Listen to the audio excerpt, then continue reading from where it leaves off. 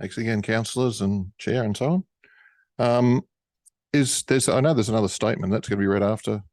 Yes, okay. So first of all, just to be clear, nobody I'm aware of disputes the need for either new, extra, or refurbished office space. That I think is clear. So that's not what I'm about, saying do nothing. That's I totally get that there's an issue that needs to be done. However, the more I look at the current GSB proposal, the more it just doesn't add up. So what I've tried to do is to just simplify it a bit, because going through all that information is almost impossible for most people to comprehend. And I'm more than happy to talk to councillors in detail about some other concerns I have. But for the sake, and given I've only got 5 minutes, I'm just going to look at the lease, the 1,000 square metres of extra space that's being built. Within that report, the indication is that extra space adds something like 9 million to the cost of the project. So $9 million for 1,000 square metres of leasable space. Essentially what we're doing is we're saying that that's an investment. If we spend this is the claim, if we spend $9 million on 1,000 square metres, we're going to be able to let that space, and over 50 years, somehow that is going to pay off a $38 million loan, plus the 10 million that we're pulling out of reserves. So it's effectively a $50 million loan, really, because we're not going to have that 10 million to invest. So that's the claim. Let's just look at the leasable space on its own. So first of all, will you get $600 per square metre per annum? I own a number of spaces, and to be honest, I can't see it. I think that's pie in the sky stuff. But let's just say that we get 500, which I think is probably at the upper end anyway.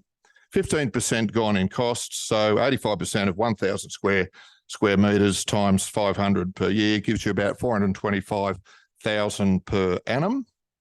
425,000 divided by 9 million gives you a 4.7% annual return. Can you borrow at less than 4.7%? Can you borrow it for less than 4.7%? That's where you're deciding, is this profitable or isn't it? And I don't think you can. I don't think you can. Certainly not in the long term. So that's not a viable investment. So we've got a problem with this leasable space. You could look at it another way if you want to keep it simple. Consider the agenda numbers. Let's use the 600. Let's say we borrow the 9 million at 5%, which it says in the agenda items. So then we get 450K per annum return. Now, obviously, CPI is going to increase, but it'll all kind of come out in the wash, because obviously you're going to get more for it and so on. Rent on 1,000 square metres, 600 per square metre, 15% costs. That gives you you're now getting 510,000 per annum. So you're going to end up with, so it's going to cost you 450,000 to borrow the money. You're going to get 510 back. Tiny return, 60,000 per year. I've just bought another business and I'm hoping to get at least 60,000 per year profit out of that. And there's no way in the world am I investing anything like 9 million. And more likely you're going to get a loss out of this. There is no possibility that this $60,000 profit per year can go anywhere near servicing the repayment on the remaining 40 odd million. There's not a hope in hell. Obviously, that can't work.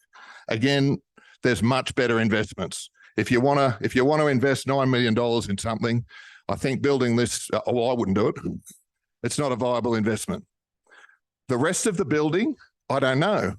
There were all these options that you guys asked them to look at, which were basically get the 4-story building as it is here and plonk it on another block of land in Wilton, or plonk it on the depot site, or plonk it somewhere else.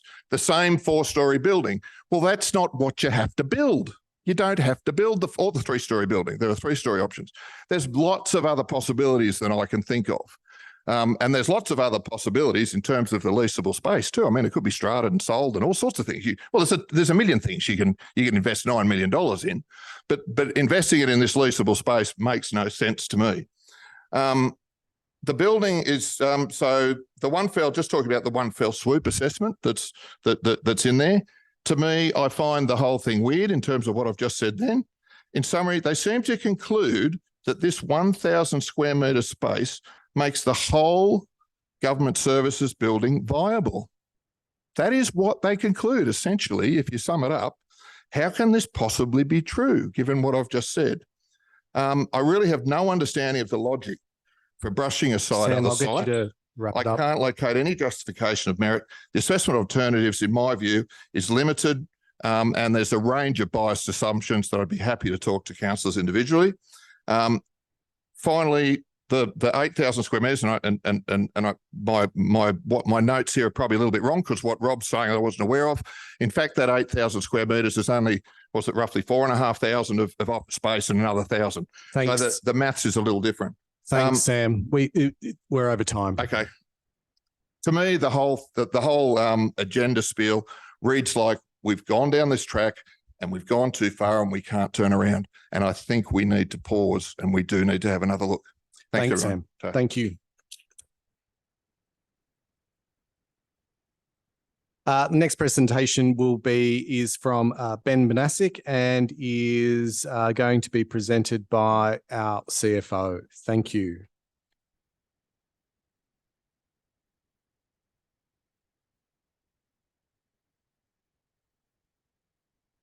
Thank you. I have to read from this, not being my work. 48 years. That's how long council has to pay off the loan for the government services building. 4 times larger than the current and reliant on the rental of 1,000 square metre space being rented for premium. If not, we all get to pay it off with our rates, hopefully by 74. Yes, 2074.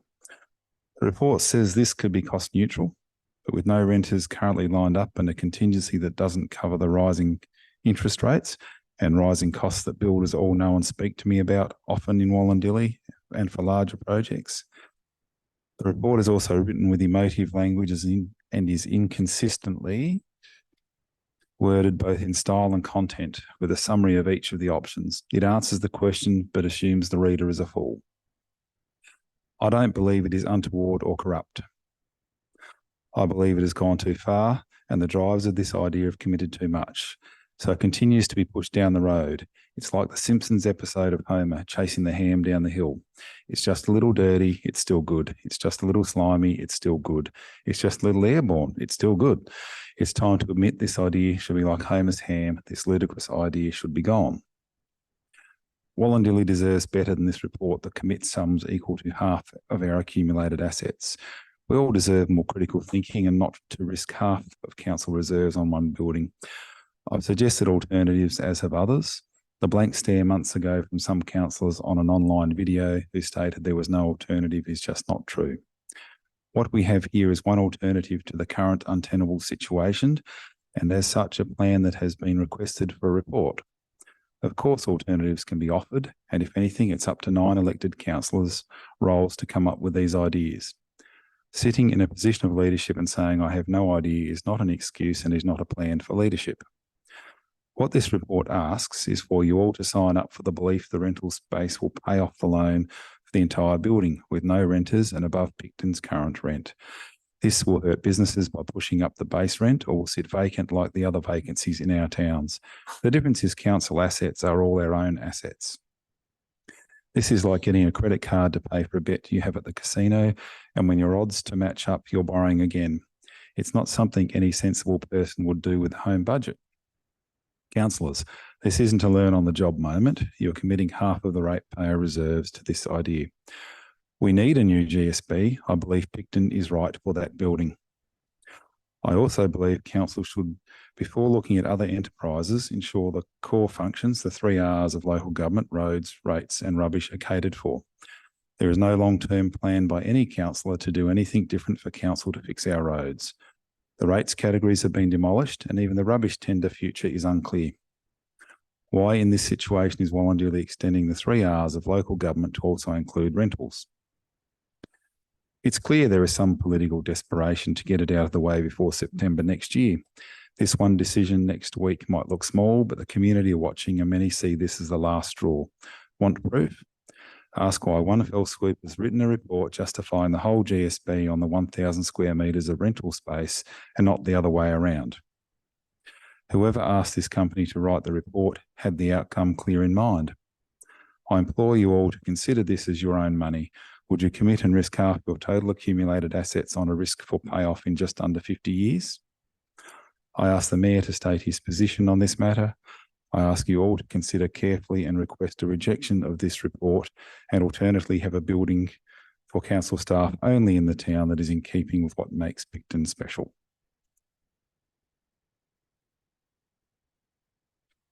Thank you, Mr. Banasik. I note that there was a specific mention of the Mayor, and I'd like to ask if the Mayor would like to respond.